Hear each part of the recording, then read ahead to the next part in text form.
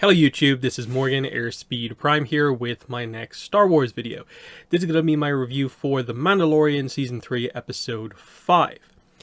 So, I thought this was a pretty kind of complete episode. We've had a few kind of in a way almost like random scattered episodes that you get the idea of why they're in the show, but we'd yet to sort of connect everything together.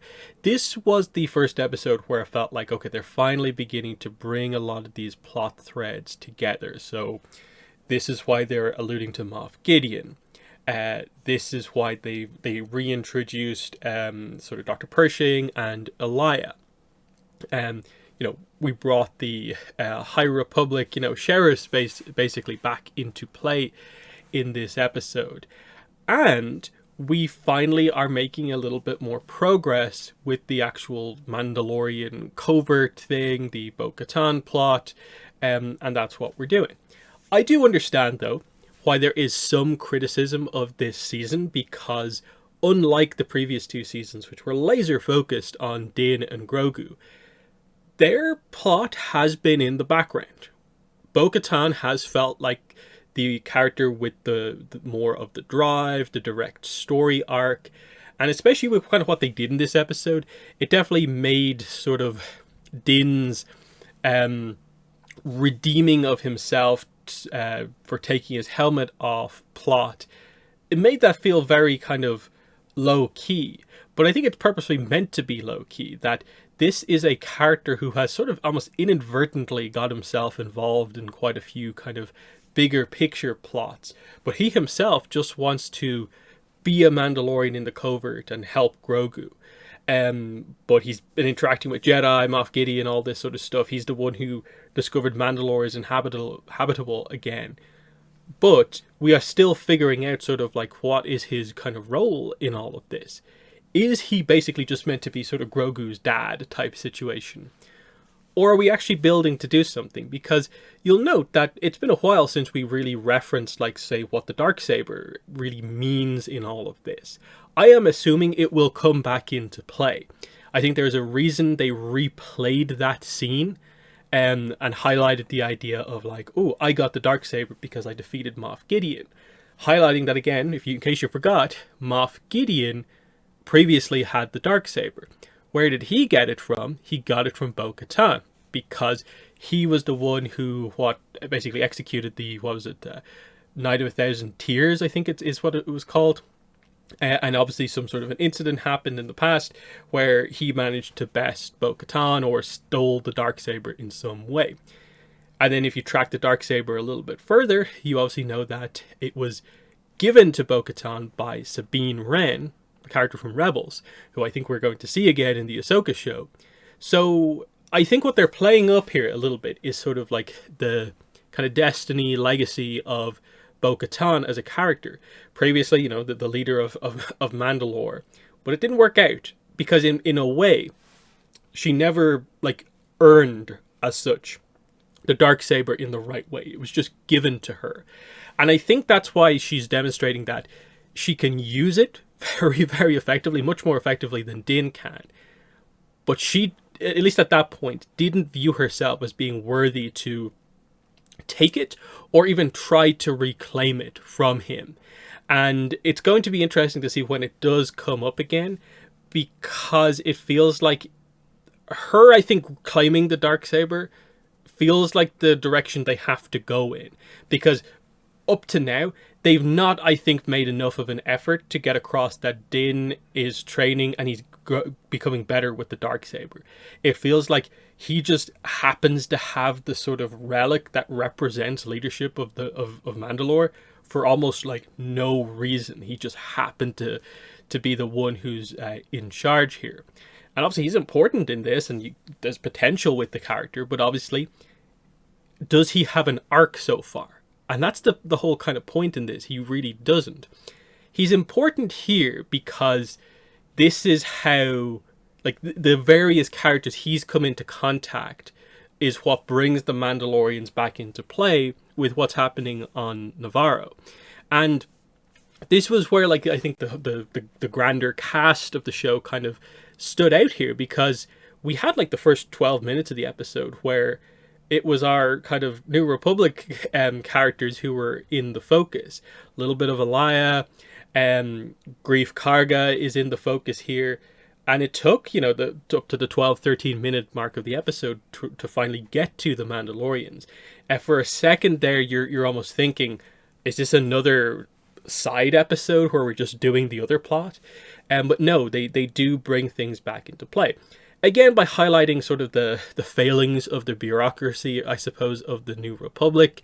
I suppose ultimately the thing that seems to cause problems in most of the times we have a Republic in Star Wars, of just the red tape, the structure creates problems, and he can't do what he needs to do. He can't intercede on behalf of the New Republic because they don't view it as being important enough of a thing. Politically, they feel they can't because Navarro is technically like a independent world, and that's another reason we can't do it. Now, obviously, I think there is valid criticism to be said about the fact that, we did the whole original trilogy to try and get rid of the Empire to make this a thing, and with so many key characters potentially involved in shaping the New Republic, it feels kind of frustrating to just kind of get rid of it in this way. Obviously, it's meant to create the perfect stage for the First Order to rise up, but that's just sort of a criticism of the way they structured the sequel trilogy in a way by making those broad topics without really having a plan in place to tell that story. But that's the way it has gone.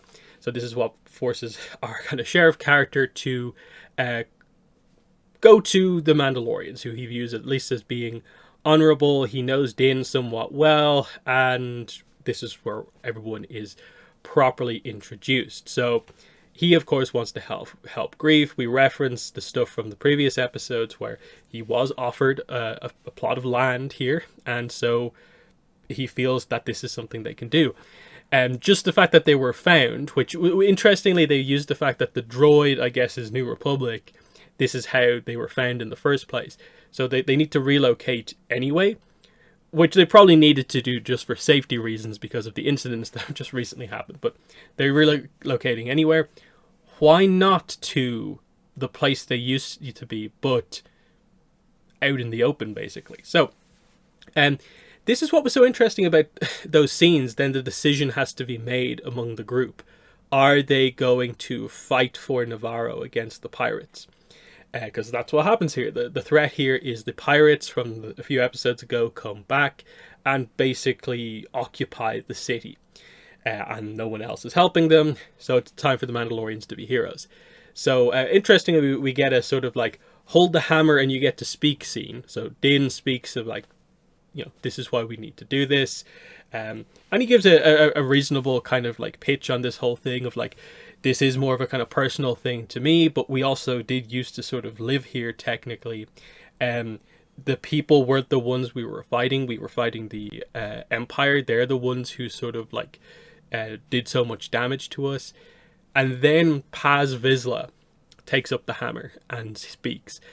And I think if they hadn't done the thing of like Din saved his son and stuff like that, if they hadn't done that plot, you would be, I think, 100% Paz is going to disagree with Din just because they have had disagreements with each other.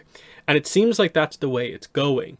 But then he gets around to like, why should we fight for these people? And you think he's basically making the point of like, what will they do for us? But he's like, no, the reason we should fight for these people is because we're Mandalorian. Like, this is what we do, type thing. And he's actually all for it, effectively, because as Mandalorians, this is the sort of thing we should be doing. So he actually agrees. And he notes that even though I disagree with Din a lot, I agree that we should do this.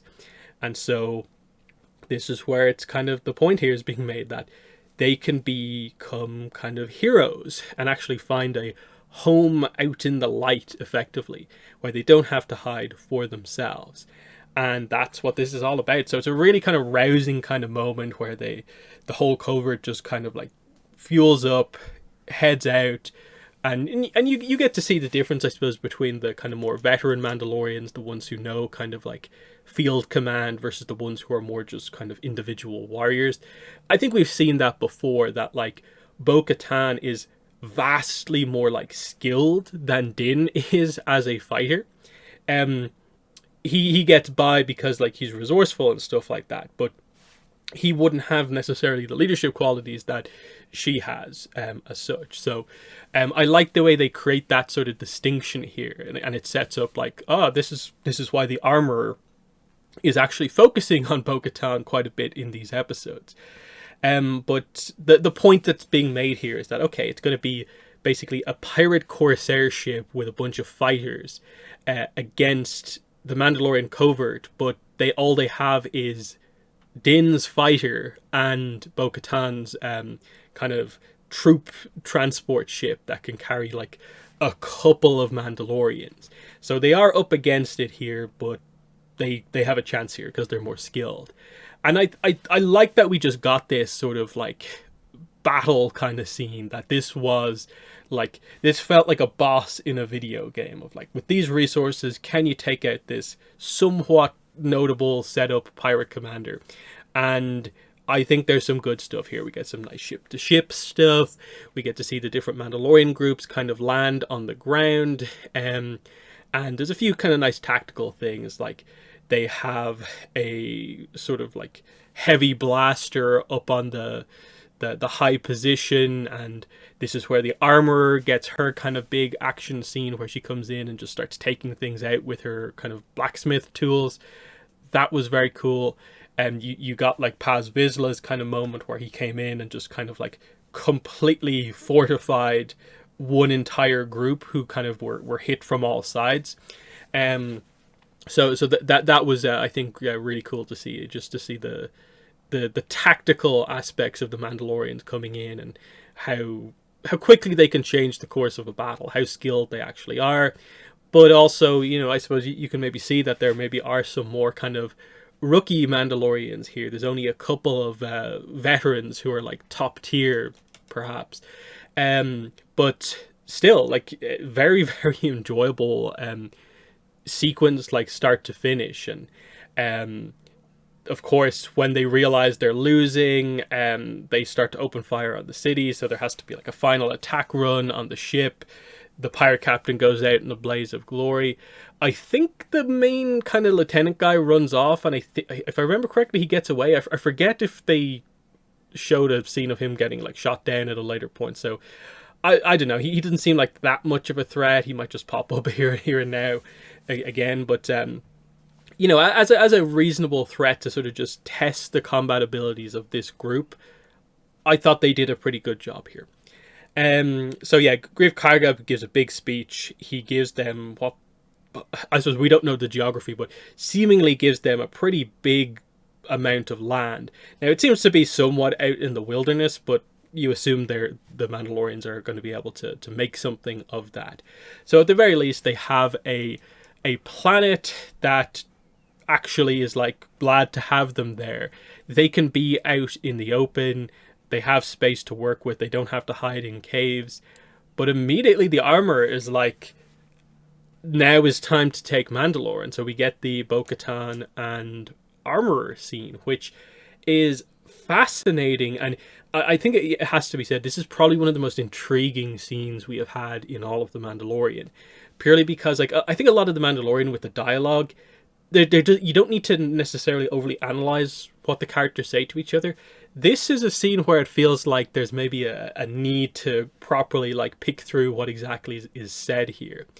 The core of it, of course, in terms of just a visual, is the armor is just like, take off your helmet. And Bo-Katan, you could tell behind the helmet, she's just like, wait, what? You just told me to keep the helmet on like a couple of episodes ago, and I've been strictly adhering to that. What? And the armor is kind of like, do you agree with my authority? Yes, so do it, basically. And so Bo-Katan takes the helmet off. And we basically get this idea that the armor has actually been in thought, it seems like, about what Bo-Katan told her, that I saw a mythosaur. And she actually does view it as being true and correct. That if you saw a mythosaur, that means like the new era is upon us. And what that means is it's time to basically try and reclaim Mandalore. It's time to unite the tribes, and you are the one to do it. Because you have, what's the wording here? You have walked both worlds.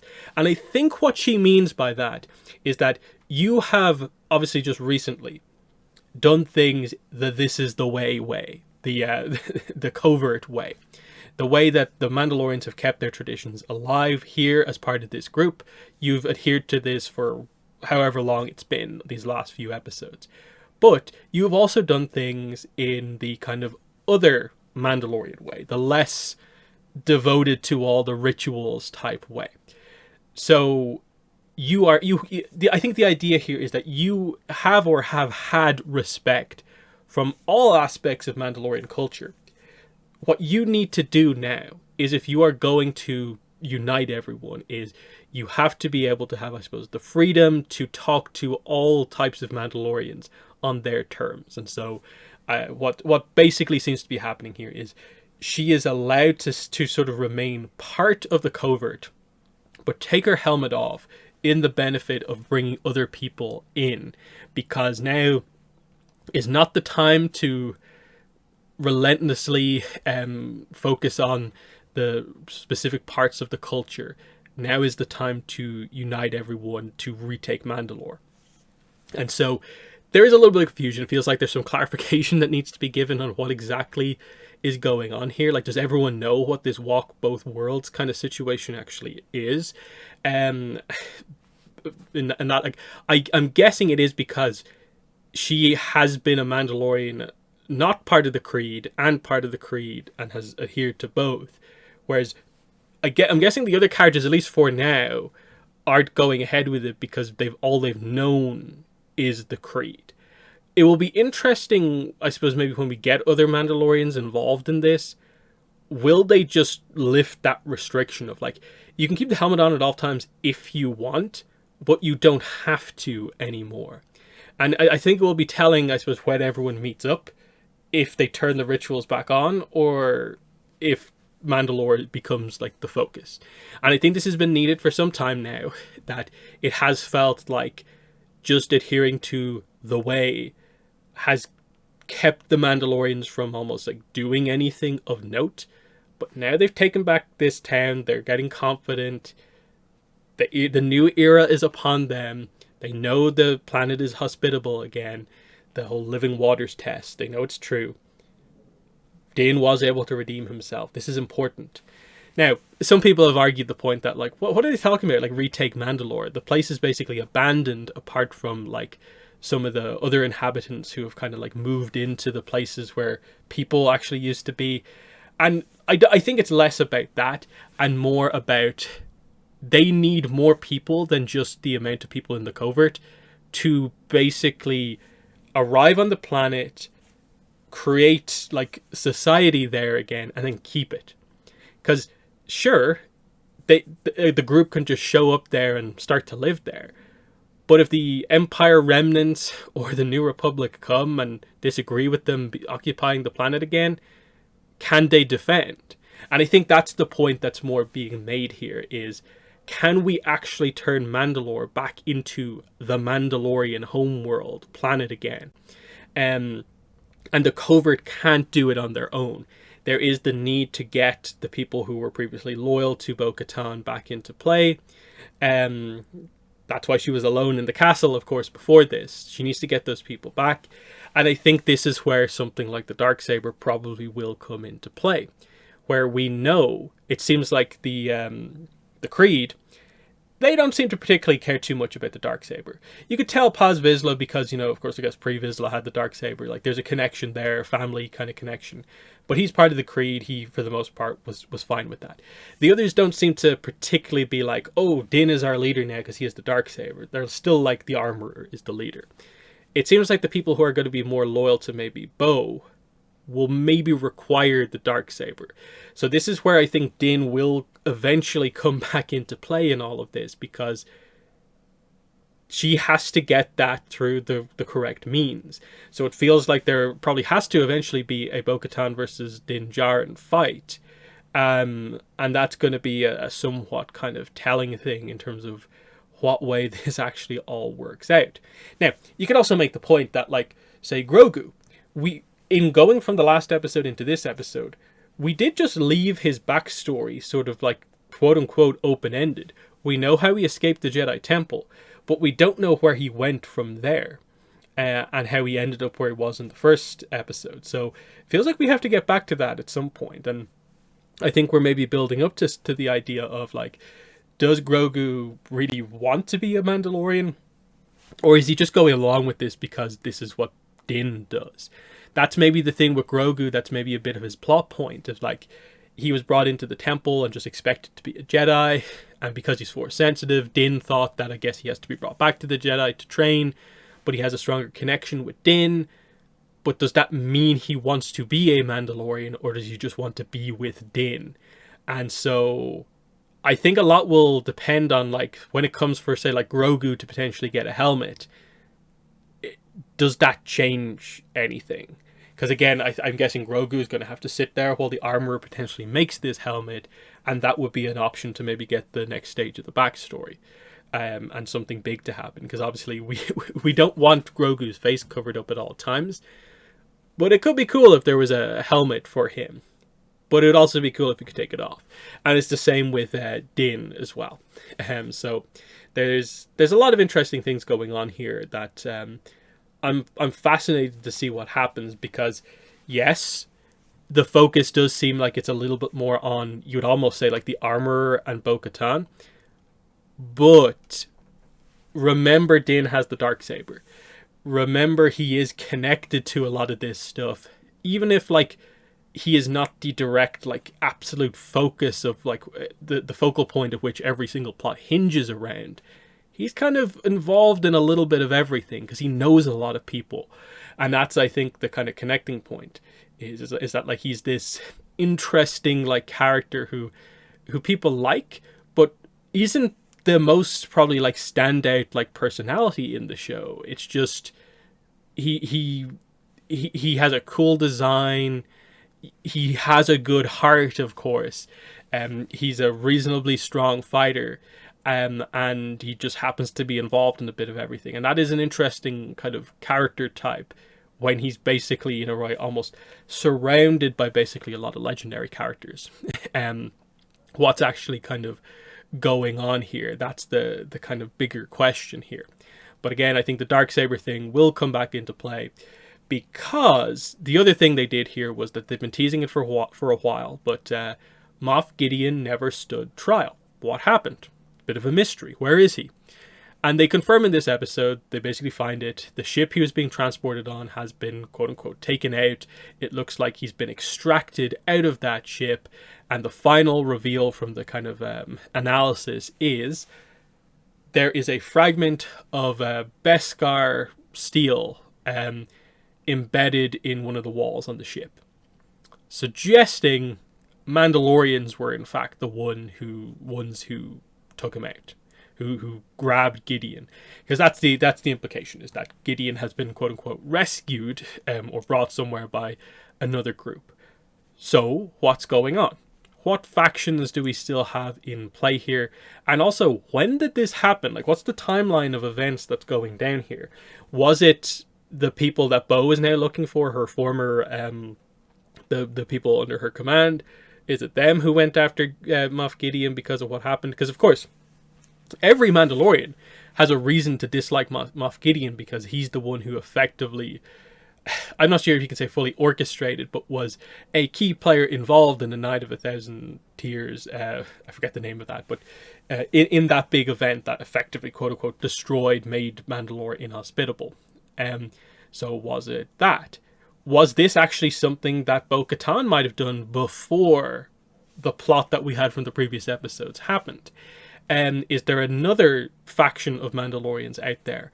Or is this maybe the remains of, like, the what are they, the Mandalorian, like, Imperial Super Commandos, which were introduced in Rebels, but I forget, did they have full-on Mandalorian armor? I think they did, because I think the whole idea was that they had taken control of like Beskar and sort of used it themselves, and this is, I think, why there was some Beskar that had like the Imperial stamp on it, if I remember correctly. So is it going to be that sort of thing of like he's been rescued by people who look like they're just normal Mandalorians, but they're actually like Empire people with Mandalorian kind of stuff? Because I think that's kind of almost like the idea is that Moff Gideon might actually just have people working for him who are part of this overall. But if it is Imperial stuff, then you're kind of wondering, like, are they going to try and connect this to other stuff? So, like, is Thrawn going to be brought into play here? Or will they wait for Ahsoka to fully do all of that? Will they use setup here? Or will they do the debut of Thrawn in live action in Ahsoka? There's a few interesting points in all of this, because if we're finding as many Mandalorians as possible, you would think that like Sabine might actually has a chance to be introduced here. But of course her focus is going to be on finding Ezra with Ahsoka, I guess. So will we find the rest of her family, the Ren clan? Who knows? And then the other point in all of this is that I can't be the only one who felt that during the Armorer and Bo-Katan scene that I was like convinced for a little bit of it that is the Armorer going to take off her helmet as well, and they'll have this kind of reveal of who each of them is as type heart-to-heart talk. They didn't do it, so they still keep the mystery of like who is the Armorer, because you kind of wonder like, okay, the Armorer like has to be respected to be the leader of this, you know, group, but does Bo-Katan know who she is? Does anyone know specifically who she is? Or is she just always been the Armorer? Is this maybe part of why the group is so strict on the whole helmet thing, is to keep her identity a secret? Because again, there's the whole her helmet has horns on it. The Mandalorians from the Clone Wars had that. Is she someone who maybe was on that side of things? Who knows? But it's certainly interesting what's going on here, and especially because like Elia from like the earlier parts of the episode, she was right there when the guy was reporting in about like, hey, New Republic, can we do something here? And she's giving information, and it feels like someone should probably look up and clarify that like she is from Moff Gideon's ship, because there's something going on here, and I'm very interested to see what her role is in all of this. So in that sense, like, because they hit on a little bit of everything, I do feel like everything's sort of positioned quite nicely ahead of the last 3 episodes. It feels like all the characters are in a sort of somewhat interesting position, waiting to see how things go. Yes, I do agree. I'd like to see a little bit more of Din in the spotlight. Grogu maybe get a little bit more chance to shine. But I'm fine with Bo getting a little bit more of the spotlight at the moment, having more of the arc, because I think it will eventually come back to reference Din more heavily. And maybe this is just a case of like the structure of the seasons, where like, you know, 8 episodes and the story's getting a little broader. Maybe they need to adjust and have a few more episodes to make this feel a little bit better. But, you know, that's always up for debate about like, that might lead to more problems if they have more episodes. Is it better to keep it focused? Who knows? But yeah, overall, they are my thoughts on this episode of The Mandalorian. Obviously, the Bad Batch is now over, so you know we can focus on the final 3 episodes, just one Star Wars episode a week, to get us there. And I suppose once The Mandalorian's over, we straight away have Star Wars Celebration, where we're expecting, I suppose, some project announcements as well. And then we're not too far away from Jedi Survivor, the game coming out as well. So lots of cool stuff. Plus High Republic Phase 2... What do they call it? Phase 2 Volume 2 stuff is going to be coming out soon as well. So lots of Star Wars stuff. But that's been the video. In the comments, let me know what your thoughts were. But that's it. Thanks for watching, and bye.